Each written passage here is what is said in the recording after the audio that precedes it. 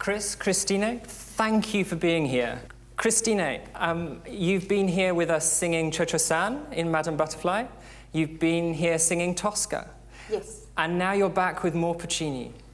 What is it about Puccini for you which makes him special? And what is it about this role which attracted you? I just now realized that this is my third role in Covent Garden Opera, and Puccini, all Puccini, really.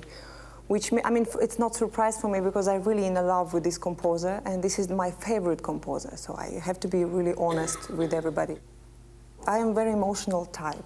I am very emotional, and I'm always exciting, and I'm like a baby all the time, so I think Puccini music, this is the most emotional music, so it's a really, everything is in the score. I choose Puccini really because it's so emotional, so that's why it's number one for me. Great. And when you're performing this music, do you find you get sucked into the emotions? Do you become emotional yourself, or do you remain detached from it? I always imagine every situation, I put it from my heart and myself, what I would do in this situation. Do I would do this or not, what I would decide to do. So that's why sometimes it's very difficult, because sometimes you think, no, I would never do this way, you know. And it's difficult for me because I have to really find the reason. Is that the same for you, Chris? Do you put yourself in Lescaut's shoes? Can you imagine yourself as Lescaut? God, I hope not. Really bad guy. He's not a very lovable person. I mean, there are lovable rogues. I mean, there's the Don Giovannis and other types who you can argue the sort of rights and wrongs of their morals and their actions. But I mean, Lescaut is pretty horrible, and he's pretty low. I tend to try and approach each character that I do by setting them very much apart from myself and trying to construct something that's very other than me. That sort of strange alchemical process goes on when you actually play somebody, that the two tends to merge and there's a bit of spillover between the two different characters. But is Lescaut not redeemable? Doesn't he feel remorse for what he does? Well, he does, and he tries at the end, I suppose, to set things right. But he's thrown himself pretty far down the road, and I mean, like all people who exploit others, you know, he comes up, I suppose, with his own internal justification for it, that he's doing the absolute best thing for Manon, that somehow he's trying to find a secure position for her, but actually it's him he's looking after. And yes, he does have a pang of conscience. Although in the second act, when he admits that he's been talking to Grieux, I think it's almost his plan B as well. It's his escape strategy. He says, you know, I've groomed him to be rich too, so don't worry.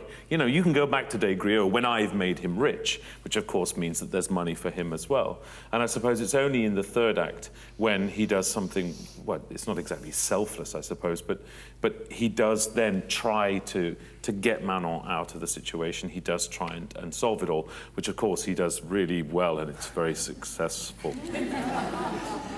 So, yes. Sorry. Too bad. Sorry, sis. So you mean there isn't a happy ending? I don't want to spoil the plot, but bring your hankies, ladies and gentlemen.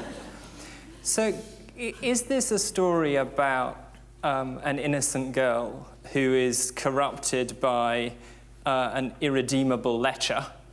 Or is it a story of obsession, of somebody who self-destructs? Which is it? Is Manon innocent?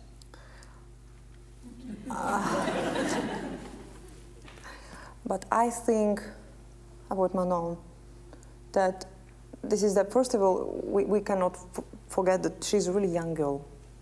So she's not a woman. She's a really young girl, and I think she lost, you know, it's like when you're in love, when you're 16 or 17 or 18, you meet somebody, so, and then you really think that it's for the rest of your life. So you're completely in love. So this is what happened with her and Grieux. Does that tally from Lescaut's perspective? Is yeah, she I think so.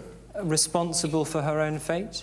Yeah, look, I mean, in Act Two, she could have escaped. We could all have escaped.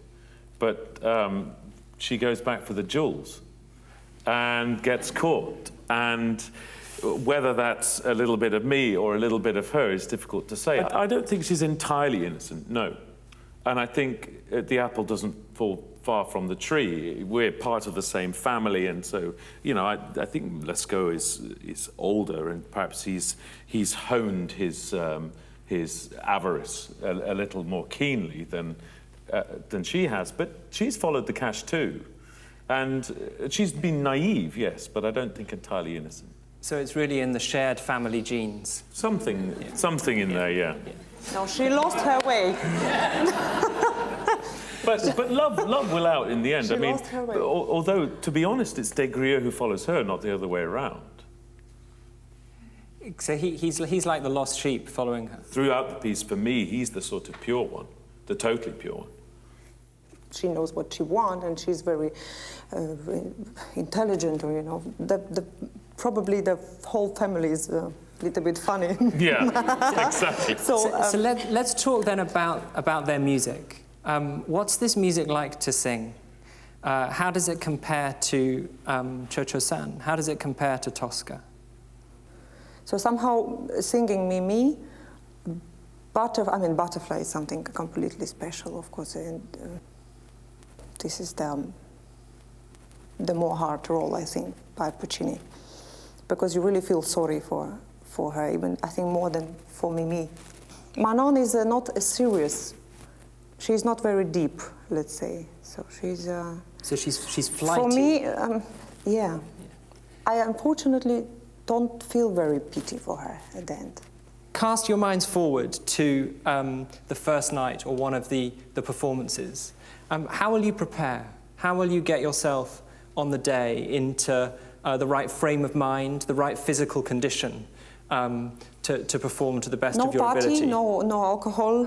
On the day? Nothing never. Before. Never before. I mean... The night before? Especially. Only after. Yeah. Yeah, absolutely.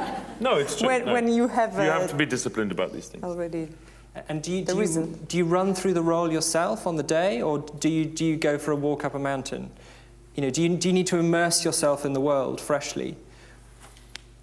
For me, it depends on the role.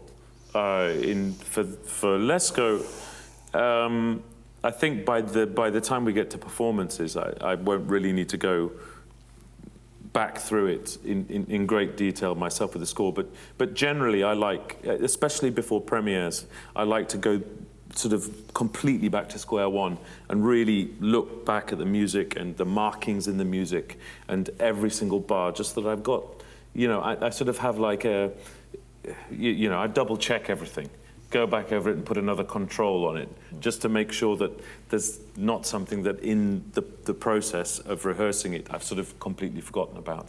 And then those little details, those little sparks that you carry with you into the performance can then just take you on little meanders, and which, you know, can lead to new and interesting artistic directions. So having rehearsed the production, you go back to Puccini?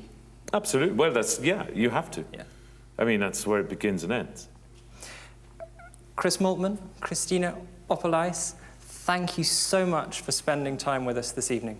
Thank you. Thank you very much.